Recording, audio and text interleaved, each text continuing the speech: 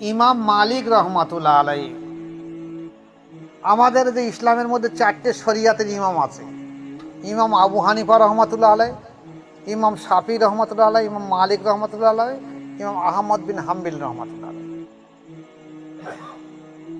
এই ইমাম মালিক রহমাতুল্লাহ আলাইহি বলেছেন, দেখো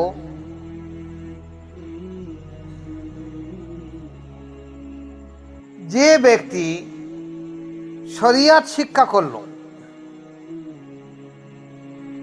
তরিকাত শিক্ষা করলো না, এই ব্যক্তি হলো ফাসিক।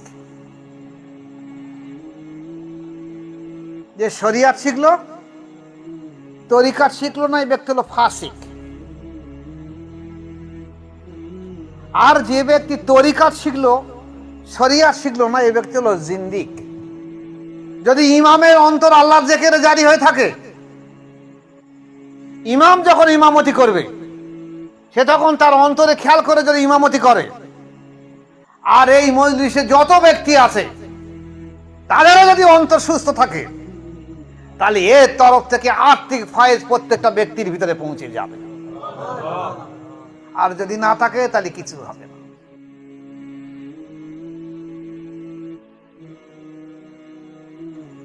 একজন ব্যক্তি জনাবে রাসূলের পাক সাল্লাল্লাহু আলাইহি ওয়াসাল্লামের কাছে জিজ্ঞাসা করলেন, ইয়া রাসূলুল্লাহ, বলে আমার তো স্বামী মারা গেছে, স্বামী নিরুদ্দেশ হয়ে গেছে, তা আমি কি করব? স্বামীর কোনো খবরই নেই, তা আমি কি করব?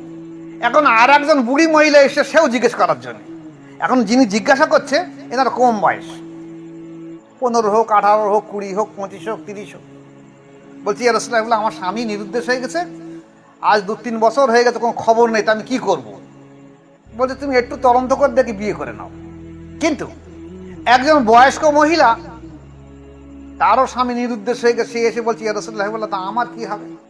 আমার এরকম স্বামী নিরুদ্দেশ হয়ে গেছে, আমি কি করব? বলছে, আজ থেকে 99 বছর পর্যন্ত দেরি করো। এখন এক এক ইমাম এক এক রকম মেনে নিয়েছে।